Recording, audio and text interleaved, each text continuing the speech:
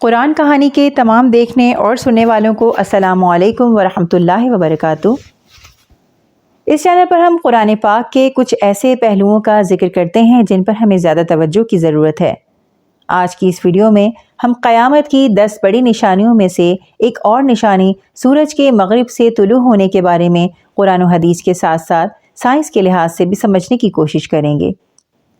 Video دیکھنے سے پہلے پلیز ہمارے چینل کو سبسکرائب کیجئے، لائک کیجئے اور شیئر کرنا مت بھولیے۔ اللہ سے دعا ہے کہ وہ ہمیں قرآن پاک کو سمجھنے اور اس پر عمل کرنے کی توفیق عطا فرمائے، آمین۔ سورہ یاسین آیت نمبر 38 میں ارشاد باری تعالیٰ ہے، اور سورج کے لیے جو مقرر راہ ہے وہ اسی پر چلتا رہتا ہے، یہ ہے مقرر کردہ غالب با علم اللہ تعالیٰ کا، اور چاند کی ہم نے منزلیں مقرر کر رکھی ہیں یہاں تک کہ وہ لوٹ کر پرانی ٹہنی کی طرح ہو جاتا ہے۔ ہم جانتے ہیں کہ نظام شمسی کے سیاروں میں سے زمین ایک سیارہ ہے جو سورج کے گرد گھومتا رہتا ہے۔ سورج، چاند، زمین اور باقی کے تمام سیارے ہیونلی باڈیز کہلاتے ہیں۔ یہ تمام سیارے ایک ناقابل بیان حد تک وسیع علاقے میں حرکت کر رہے ہیں جسے کائنات کہا جاتا ہے۔ ہماری زمین سورج کے گرد گھوم رہی ہے۔ زمین کے گھومنے کی رفتار 460 میٹر پر سیکنڈ ہے۔ کائنات کی تخلیق کے پہلے دن سے ہی زمین اپنے مدار پر گھوم رہی ہے۔ یہ مقناطیسی مدار ہے جو زمین کو ایک خاص جگہ پر ہی گھومنے پر مجبور کرتا ہے۔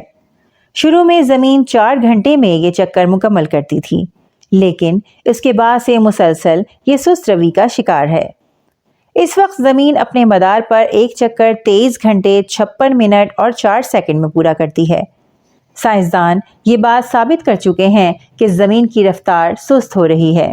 سائنسدانوں کی تحقیق کے مطابق ایک دن ایسا بھی ہوگا کہ زمین کی حرکت اپنے مدار پر گھومتے ہوئے ایک خاص پوائنٹ سے آگے نہیں بڑھ پائے گی اور رک کر الٹی طرف گھومے گی۔ جیسے کسی کھلونے کی چابی ہم خوب اچھی طرح آخر تک گھما دیتے ہیں اور پھر وہ الٹی جانب گھوم جاتی ہے، بالکل اسی طرح ایک دن زمین اپنے مدار پر الٹا گھومے گی، اور یہ وہ دن ہوگا کہ جب سورج مغرب سے طلوع ہوگا۔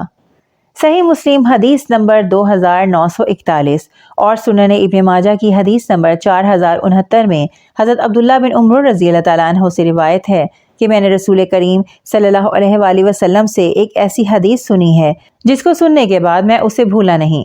میں نے رسول کریم صلی اللہ علیہ وآلہ وسلم کو فرماتے ہوئے سنا، نمودار ہونے والی سب سے پہلی نشانی مغرب سے سورج کا طلوع ہونا اور دن چڑھے لوگوں کے سامنے زمین کے چوپائے کا نکلنا ہے۔ ان میں سے جو بھی نشانی دوسری سے پہلے ظاہر ہوگی، دوسری اس کے بعد جلد ہی نمودار ہو جائے گی۔ بعض علماء کا خیال ہے کہ سورج کا مغرب سے نکلنا محض ایک تفہیماتی پہلو ہے جس کا عملی طور پر واقع ہونا کوئی لازمی نہیں ہے۔ ان کے نزدیک سورج کا مطلب اسلام کا سورج ہے۔ وہ کہتے ہیں کہ اگر زمین کی گردش الٹی ہو جائے جس کے نتیجے میں سورج کے طلوع و غروب میں فرق پڑے گا تو پھر خطہ ارض پر زندگی کا وجود ممکن نہیں رہے گا۔ اس کے بعد پھر ناقابل بیان تبدیلیاں رونما ہوں گی جو ایک کے بعد دوسرے پر آتی رہیں گی۔ ان کا یہ نظریہ عقل تسلیم کرتی ہے، لیکن ایک اور حدیث اس نظریے کی نفی بھی کرتی ہے۔ صحیح بخاری حدیث نمبر 3199 میں حضرت ابو ذر غفاری رضی اللہ تعالیٰ عنہ سے روایت ہے کہ نبی کریم صلی اللہ علیہ وآلہ وسلم نے جب سورج غروب ہوا تو ان سے پوچھا کہ تم کو معلوم ہے کہ یہ سورج کہاں جاتا ہے؟ میں نے عرض کی کہ اللہ اور اس کے رسول ہی کو علم ہے۔ آپ صلی اللہ علیہ وآلہ وسلم نے فرمایا کہ یہ جاتا ہے اور عرش کے نیچے پہنچ کر پہلے سجدہ کرتا ہے، پھر دوبارہ آنے کی اجازت چاہتا ہے اور اسے اجازت دی جاتی ہے، اور وہ دن بھی قریب ہے جب یہ سجدہ کرے گا تو اس کا سجدہ قبول نہ ہوگا اور اجازت چاہے گا لیکن اجازت نہ ملے گی، بلکہ اس سے کہا جائے گا کہ جہاں سے آیا تھا وہیں واپس چلا جا، چنانچہ اس دن وہ مغرب ہی سے نکلے گا۔ یہ حدیث بالکل واضح کرتی ہے کہ اللہ تعالیٰ سورج کو واپس طلوع ہونے کی جگہ پر لوٹ جانے کا حکم نہیں دے گا۔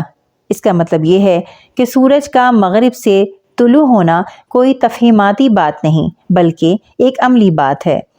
یہ واقعہ زمین پر پوری طرح بدنظمی پیدا کر دے گا اور زندگی کے معاملات الٹ جائیں گے۔ اگر ہماری زمین مخالف سمت میں حرکت کرنے لگے تو زمین پر بہت بڑی بڑی تبدیلیاں رونما ہو سکتی ہیں۔ سورج کا حرارت پہنچانے کا نظام بری طرح متاثر ہوگا، جس سے زمین پر موسموں کا توازن بگڑ جائے گا۔ صحرا کے علاقے سرسبز ہو جائیں گے اور سرسبز علاقے ویران و بیابان ہو جائیں گے۔ سورج پورا سال حرارت کی ترسیل کا نظام ایک خاص طریقے سے سنبھالتا ہے۔ یہ نظام ڈائریکٹ متاثر ہوگا۔ یورپ کے علاقوں میں خون جما دینے والی سردی ہو جائے گی۔ جتنی مقدار میں آکسیجن کی ہمیں ضرورت ہے، اس سے کہیں زیادہ مقدار میں آکسیجن زمین پر پیدا ہوگی۔ سورج کی روشنی میں فصلوں کا نظام بری طرح تباہ ہو جائے گا۔ فوٹوسینتھیسس کا سسٹم بری طرح متاثر ہوگا۔ لیکن اگر سورج مغرب سے طلوع ہوگا تب کیا ہوگا؟ نظام شمسی کے باقی سیارے ایک خاص حرکت میں ہیں۔ بعض اوقات ایک خاص وقت کے لیے یہ حرکت مغرب سے مشرق کی جانب ہوتی ہے۔ مریخ وہ سیارہ ہے جس پر انسانی بستیاں آباد کرنے کے منصوبے سائنسدان بناتے رہے ہیں۔ مریخ پر زندگی کے آثار تلاش کرنے میں ہمیشہ سے سائنسدان بہت پرعزم رہے ہیں۔ جولائی 2016 میں مریخ کی حرکت کی رفتار مشرق کی جانب سست ہو کر بالکل رک گئی۔ اگست اور ستمبر کے مہینے میں یہ مغرب کی جانب حرکت کرنے لگا۔ مریخ کی یہ حرکت 29 ستمبر تک جاری رہی اور پھر اس کے بعد مریخ اسی طرح معمول کے مطابق مشرق سے مغرب کی طرف اپنے مدار پر گھومنے لگا۔ سائنسدانوں کے مطابق نظام شمسی کے تمام سیارے حرکت میں ایک دوسرے کے مشابہ ہیں اور ایک ہی طریقے سے اپنے اپنے مدار پر گھوم رہے ہیں۔ اگر مریخ الٹی سمت یعنی مغرب کی سمت حرکت کرتا ہے تو زمین کا بھی مغرب کی جانب حرکت کرنا اور سورج کا مغرب سے طلوع ہونا کوئی حیرت کی بات نہیں بلکہ 99% تک ممکن ہے۔ ابن مردویہ سے سفیان ثوری کی سند سے حذیفہ رضی اللہ تعالیٰ عنہ سے مروی ہے کہ میں نے نبی کریم صلی اللہ علیہ وآلہ وسلم سے پوچھا تو آپ صلی اللہ علیہ وآلہ وسلم نے فرمایا کہ وہ رات طویل ہو جائے گی اور 2 راتوں کے برابر ہوگی۔ رات کو نفل پڑھنے والے بیدار ہو کر اپنے معمولات انجام دیں گے مگر تارے دکھائی نہ دیں گے۔ وہ اپنی جگہ سو چکے ہوں گے، یہ لوگ بھی سو جائیں گے، پھر اٹھیں گے، نماز پڑھ کر پھر سے سو جائیں گے، پھر اٹھ کر نماز پڑھ کر سو جائیں گے اور پھر اٹھیں گے۔ رات لمبی ہو جائے گی تو لوگ چیخو پکار کریں گے، صبح نہ ہوگی۔ اسی دوران جب یہ صبح ہونے کا انتظار کر رہے ہوں گے سورج کے مشرق سے طلوع ہونے کا کہ اچانک انہیں وہ مغرب سے طلوع ہوتا ہوا نظر آئے گا۔ جب لوگ اسے دیکھیں گے تو ایمان لے آئیں گے مگر ان کا ایمان لانا فائدہ مند نہ ہوگا۔ اس حدیث کی روشنی میں ہم یہ کہہ سکتے ہیں کہ سورج کا مغرب سے طلوع ہونا قیامت کے دن کی پہلی نشانی ہو سکتی ہے۔ اسے ہم سمجھ سکتے ہیں فرعون کی مثال سے۔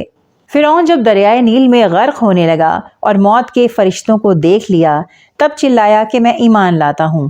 اللہ نے فرمایا کہ اب ایمان لاتا ہے جب سب کچھ ہو چکا۔